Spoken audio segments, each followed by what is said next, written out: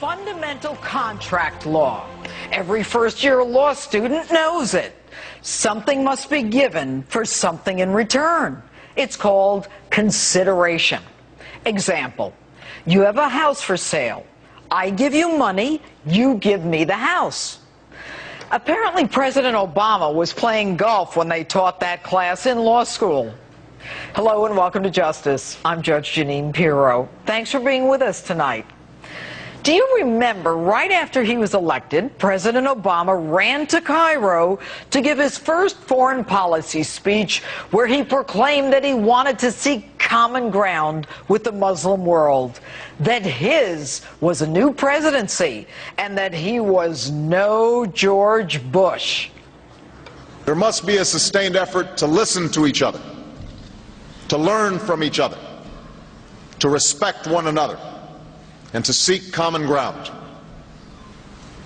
As the Holy Quran tells us, be conscious of God and speak always the truth.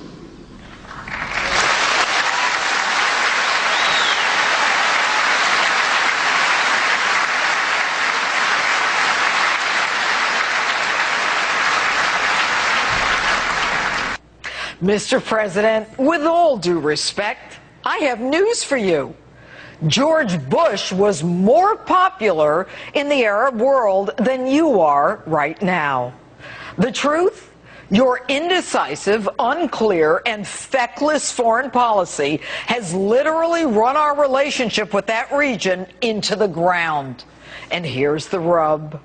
You've been giving billions of our dollars to countries who not only give us nothing in return, but who literally hate our guts. Remember these scenes from last year and that Arab Spring where you predicted good things were happening in the Arab world? The dawn of democracy is coming? But how long are we supposed to wait for that dawn? And how many sleepless nights do we have to go through to get to it? Ironically, it was your administration that threw Egyptian President Mubarak under the bus, in spite of the fact that all had been stable and secular during his 3 decades of his rule. And then you praised the speedy so-called democratic election of President Morsi of the Muslim Brotherhood, who then proceeded to suspend the Constitution, institute Sharia law, and tolerate, if not approve, of the victimization of Christians. And then, when the Egyptian people had had enough, you still support the other guy right to the very end. Your deputy press secretary says that this interim secular government should refrain from violence and resolve differences peacefully with the fanatical Muslim Brotherhood. This after your crack Secretary of State had just praised that interim government for restoring democracy. Hell, why make friends when you can make enemies by simply being your wishy-washy self? And now that they're under a state of martial law, we tell the new government to resolve their differences through dialogue. Really? How would you like it if when the city of Boston was on lockdown and under a state of martial law, the Egyptians called on us to resolve our differences with the Boston bombers peaceably? How can one possibly resolve differences with Islamist fanatics who burn Christian churches, about 50 they say so far, topple police vehicles and use women and children as human shields, and have as their mantra, with life, with blood, we sacrifice for Islam? Mr. President, now it looks like you're supporting fanatical Muslims. And to top it all off, you call on the new Egyptian government to release Morsi, who's now in jail, accused of murder. While you're at it, why not ask them to release Mubarak, who's residing in the same jail, and maybe they can have a go at it again? That's right. You don't want no either. That's right. Darn right. You don't want no. Now, I don't want to take sides here, But it seems to me, mistake number one was sacrificing Mubarak, our ally, the one who gave us access to the Suez and overflight capabilities in return for the billions we sent him.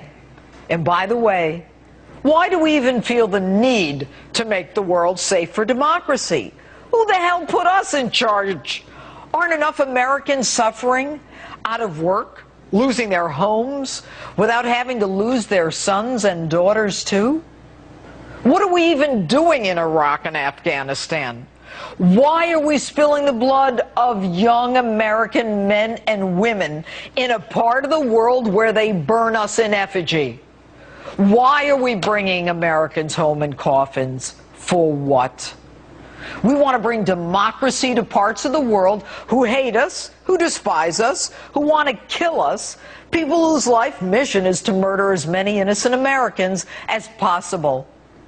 Who are we to tell them what to do?